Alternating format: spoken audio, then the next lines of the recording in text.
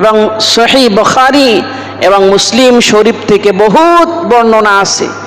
জনাবে মুহাম্মদ রাসূলুল্লাহ সাল্লাল্লাহু আলাইহি ওয়াসাল্লাম যখন সালাম ফিরাইতেন, সালাম ফিরানোর পরে সর্বপ্রথম তিনি বলতেন আল্লাহু আকবার। কি বলতেন?